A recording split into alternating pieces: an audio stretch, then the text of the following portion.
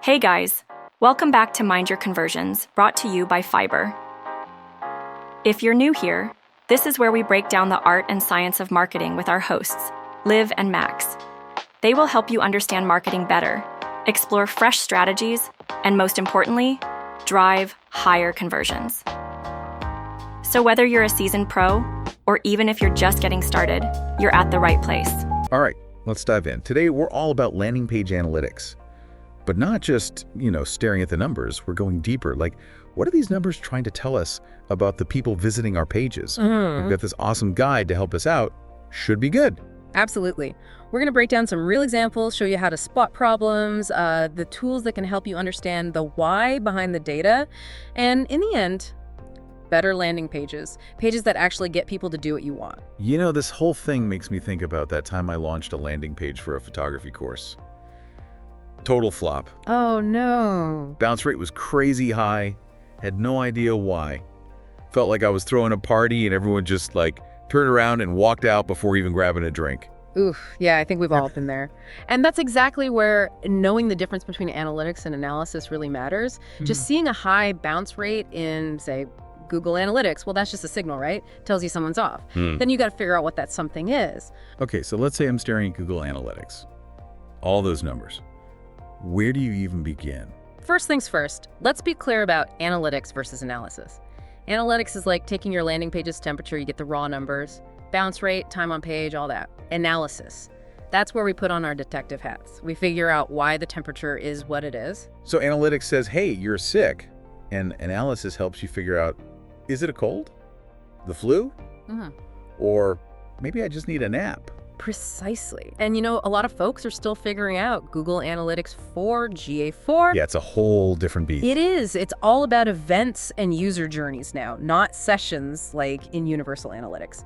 That change, super important for landing page analysis. It gives us a much clearer view of how people actually move around, what they do on our pages. Okay, so it's like switching from a blurry old security camera to one with super high def and night vision. You get way more detail. Exactly. But the real key here, it's not about obsessing over each individual metric. It's about using them together to tell a story about your visitors. What are they after? What's frustrating them? What's stopping them from doing the thing you want them to do? All right, detective hats on. Let's tackle these metrics one by one. First up, bounce rate. This guide we're looking at calls it the exit sign of your landing page. Haha, I love that. High bounce rate. People are seeing that exit sign and running for the door. Yeah. And just like a real exit sign, there are usually a bunch of different reasons why they're heading out. Maybe the page takes forever to load, maybe the content is confusing, or hey, maybe it's just not what they were looking for in the first place. Okay, so let's say my bounce rate is making me sweat. What are some of the tools I can use to crack the case? Heat maps are a fantastic starting point. They show you visually where people are clicking, scrolling, moving their mouse around. So if I see a lot of action around my call to action button, that's a good sign, right? People are interested. Well, not always. It could be that they're interested, but it could also mean they're clicking like crazy because it's not working or it's not taking them where they expected. We need more info to really understand what that heat means. That's where the session recordings come in. It's like we can watch people using our page, looking over their shoulder. Our guy had this case study, a company with a product page and a terrible bounce rate. Oh yeah, I remember that one. They were seeing tons of activity around their product images, but people were still bouncing like crazy. So they used the session recordings. Yep. And that's how they realized people were clicking those images expecting a bigger view, to zoom in, but nothing was happening. So the aha moment was basically they'd forgotten about a super basic user expectation. It's fascinating. And their solution was so simple, just add a zoom feature. Bounce rate dropped significantly once they removed that little point of friction. So simple. Right. It's not always about some massive website redesign. Sometimes it's those little things that can make a huge difference. Absolutely, and that's why using different tools together is so powerful. Heat maps give you the big picture, session recordings let you see the individual stories, and you use all that info to make those laser-focused improvements. Okay, next metric up. Time on page. Now, this one seems pretty straightforward. More time, good. Less time, bad, right? It does seem simple, but it can be deceiving. See, someone might have your page open in a tab, but they're off doing something else entirely. So a long time on page doesn't necessarily mean they're glued to your content. Yeah, it's like judging a book by how long it's been sitting on your coffee table. It doesn't mean you've actually read it. Exactly. You got to look at time on page alongside other metrics to really get the story. Like, are they spending time and scrolling down the page? That's a good indicator that they're actually engaged. This guide we have, it talks about how they used time on page to improve a blog post. They were seeing super low time on page, like people were bouncing it or just glancing at the headline. Oh, I remember that one. What was it? A formatting issue. Yeah. They thought it was the content at first, but they used a heat map and saw most people weren't even making it past the first paragraph. A wall of text. Giant wall of text. No subheadings, bullet points, images, nothing. Just intimidating to look at, so people were bouncing before even giving the content a chance. Happens to the best of us. At least it was an easy fix. Yeah, once they added the subheadings, bullet points, visuals, all that, the time on page shot up. It makes you realize even a small tweak can have a huge impact on how people engage with your stuff. It's like adding some bolding and emojis to a text. Suddenly, it's way more inviting to read. All right, next up, gotta be one of the biggies, page load time. We've all been there. A website takes forever and you're gone. absolutely, I'm out of there. In the online world, every second counts. Seriously, research shows that just a 1-second delay in page load time can lead to a 7% drop in conversions. Imagine, you're on your phone, you're ready to buy something, but that page has just stopped spinning. What do? I close the tab and go find a faster site. I mean, it's 2025. Ain't nobody got time for slow websites. Right. So page load time, it's not just about user experience, it directly affects your bottom line. This guide mentions a case study. A company had a landing page that took, get this, 6 seconds to load. 6 seconds. I mean, seriously, that's like a lifetime on the internet. It is. And they knew it was bad, but they weren't sure what to do about it. So they used a website performance tool to really break down the page and figure out what was causing the bottleneck. So, like taking your website to the mechanic. Yeah. Except instead of checking the engine, they're checking the code and the images. Perfect analogy. And in this case, it was those images, they were way too big, just slowing everything down. The classic oversized image problem. Been there, done that. It's amazing how much of a difference it makes to compress and optimize those things. Totally. And they also found they had a bunch of unnecessary plugins running in the background, just adding to the load time. So clean that up. And then they implemented something called lazy loading, which basically means the images only load when you actually need to see them. Smart. Like only turning on the lights in the rooms you're actually using saves energy. Yeah, exactly. So what happened after all these optimizations? Page load time went from 6 seconds down to under 2. Wow, huge improvement. Bet their bounce rate went way down too. It did. And even better, conversions went up. Because people weren't rage quitting anymore. Exactly. When your page loads fast, it just creates a much better experience, right? So people stick around, they actually read your stuff, and then they do the thing you want them to do. Okay, next up, click-through rate, or CTR. This one's all about how clickable our links and calls to action are, right? That's it. CTR measures how many people actually click on the things you want them to click on. Whether it's a button, a link to another page, a download. Low CTR means something's just not compelling enough. It's like setting up an amazing buffet, but for getting to put up any signs, people might not even realize it's there. Okay, speaking of tempting buffets, our guide has this case study about a webinar landing page. Tons of traffic, but almost no one was signing up. Really low CTR.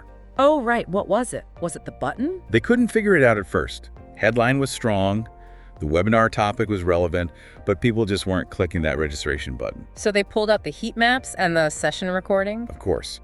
And here's what they found. The button was basically blending in with the background. Same color as everything else, no visual cues to draw attention to it. Like a hidden dish in the back corner of the buffet. Exactly.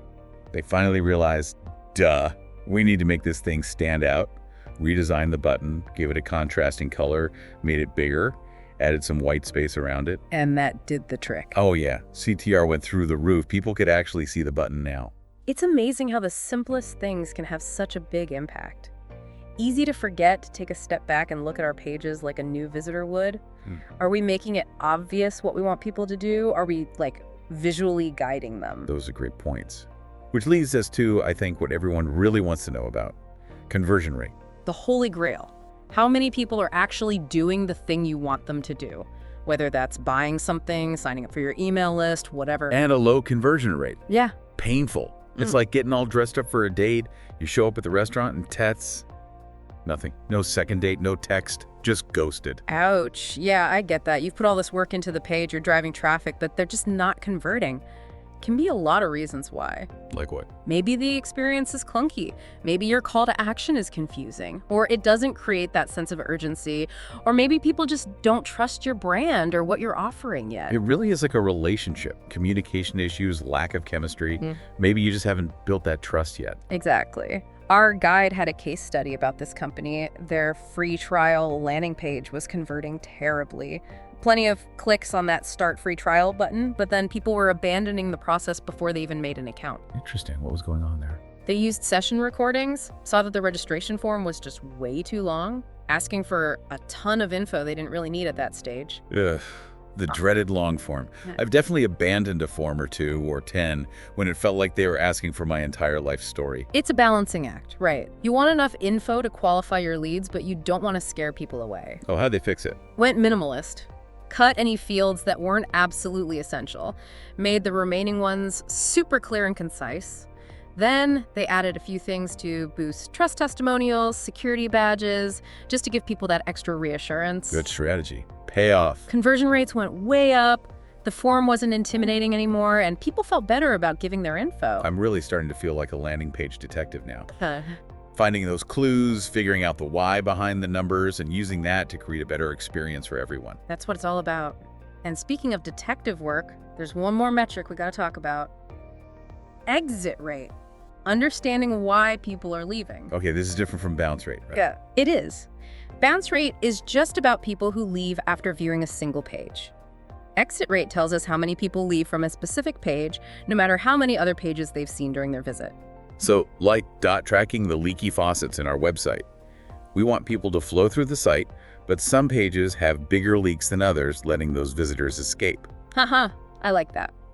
And just like with leaky faucets, you gotta figure out why certain pages are causing people to leave. Maybe the content's not relevant, maybe the navigation's confusing, maybe they're just not finding what they came for. So like, a high exit rate on a product page could mean people just aren't convinced to buy. Could be. Or maybe they can't find the info they need. Product descriptions aren't clear, shipping costs are hidden, who knows? In our guide, there's a case study about a company. Their ebook product page had a high exit rate. Turns out, The Buy Now button was hiding. you got it. Tucked away below the fold, blending in with all the other stuff on the page, another hidden buffet dish. So what did they do? Make it more prominent. Exactly. Moved it above the fold, made it bigger, bolder, even gave it a contrasting background, made it pop. Simple but effective. Right. Exit rate went down, and more importantly, more people actually made it to the checkout. Okay, we've covered a lot. Bounce rate, time on page, page load time, click-through rate, conversion rate, exit rate. I feel like I've got a way better handle on these metrics now.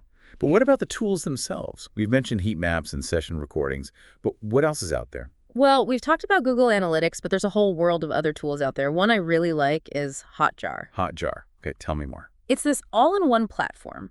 Combines heat maps, session recordings, even user feedback surveys, like a Swiss Army knife for understanding what your visitors are doing. So you see where people are clicking, you watch how they actually use the page, and you can even ask them for feedback. Yep.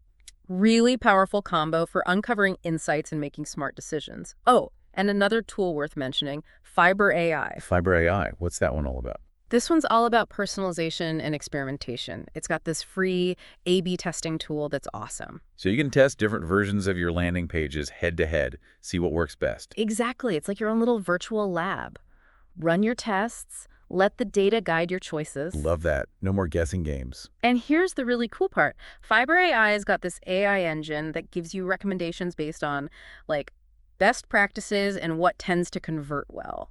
So it's like having an AI landing page consultant whispering secrets in your ear. Exactly. It might suggest changes to your headlines, the copy, images, even the whole layout. This is blowing my mind. Okay, so we've got Google Analytics for that big picture of data, Hotjar to understand how people are actually using our pages, and Fibr AI for testing and optimizing. Sounds like the ultimate landing page dream team. It really is. And the best part is all these tools are pretty easy to use. Even if you're not super techie, you can figure them out. That's good news. So we've got the metrics, we've got the tools.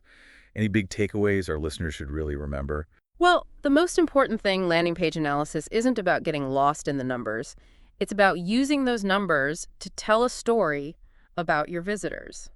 What are they trying to do? What are they struggling with? What's stopping them from taking action? And the better we understand our visitors, the better we can make those landing pages really work for them. That's it. Create a smooth, enjoyable experience that guides them towards their goal. You know, thinking about all this landing page stuff is making me think about website design as a whole. There was that interesting FAQ section in the guide about landing pages and how Google Analytics sees them. Oh, yeah, that's a good one. It can be kind of confusing because in GA4, any page someone lands on first is considered a landing page. So let's say someone clicks a link to my blog post from social media. GA4 sees that blog post as the landing page. Yep. It's all about the entry point. And that brings it a really important point. If any page can be a landing page. Shouldn't we be putting the same effort into all the pages on our site, not just those standalone landing pages? Exactly. Every page should be clear, engaging, optimized for a great user experience. It's about thinking beyond those, traditional landing pages and making sure each page does a good job of guiding visitors towards what they're looking for wherever they land on your site. So it's like we're creating this choose-your-own-adventure website. Every page could be a starting point. Yeah. It's not just about getting people to one specific page anymore. It's about that whole journey. That's such a great way to put it. It really highlights how important that holistic approach is to website design and user experience. Okay, so before we wrap things up, what's one piece of advice you'd give someone who's just starting to explore all this landing page analytics stuff? I'd say start with the basics. Get to know those 7 key metrics we talked about, set up Google Analytics to track them, and then use a tool like Hotjar to really see how people are behaving on your pages. Once you've got a good grasp on that, you can start experimenting, optimizing with tools like Fibr AI. And remember, it's all about constant learning and improvement. Test things out, see what works. We're all landing page detectives here. That's the spirit. The more you learn, the more data you get, the better you'll become at understanding what works, what doesn't. You'll start to predict user behavior, anticipate what they need, and build those high converting landing pages. It's almost like becoming a mind reader, except we're reading data, not minds. Exactly. And the better you get at reading that data, the better you'll understand your audience. And that's what it's all about, right? Totally. It's about making that connection with your audience, building that trust, delivering on your promises. Well said. This deep dive has been super insightful. I feel like I have a whole new way of looking at landing page analytics. It's not just the numbers. It's about the people behind them. Creating an experience that really works for them. I couldn't agree more. It's been fun chatting with you about all this. And that brings us to the end of our deep dive into landing page analytics. We hope you enjoyed the episode, found it helpful. Make sure to check out all those extra resources we mentioned. And remember, the best way to learn is by doing. So go put all this knowledge to work, watch those landing pages soar. Happy analyzing. Until next time, keep diving deep. Thanks for tuning in. That's it for this episode of Mind Your Conversions, brought to you by Fibr. I hope you are leaving with fresh ideas and strategies to take your marketing and your conversions to the next level. If you enjoyed today's episode, don't forget to subscribe, share, and leave us a review. Thanks for listening. Until then, take care, and we'll see you next time.